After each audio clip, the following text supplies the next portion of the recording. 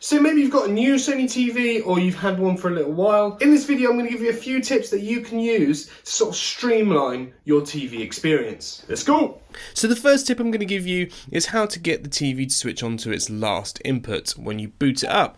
Now that'll be useful if you watch cable TV or anything like that and you want, when you switch the TV on, for it to load up on whatever you were watching last. Now you just do this by going on the bottom menu across to this option here, and then when you're on there you just select last used input. Now the second tip is how to streamline your app menu.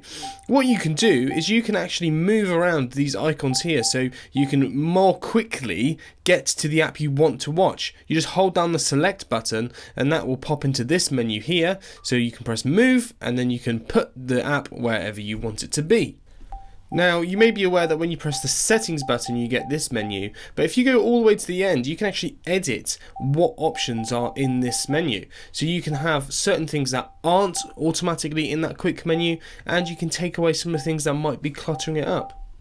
Now you may find yourself wanting to use one input more than the others and more frequently. You can actually set up a shortcut for any inputs on your remote. So the button that says TV in the middle here, what you can do is you can go onto the channel and inputs menu and select the TV button shortcut. You can now change that to be any of your inputs instead of just live TV. Now, like myself, you might get a bit annoyed about some of the clutter that you get on these home pages. Now, in order to change that, you can go into your account settings and select apps only mode.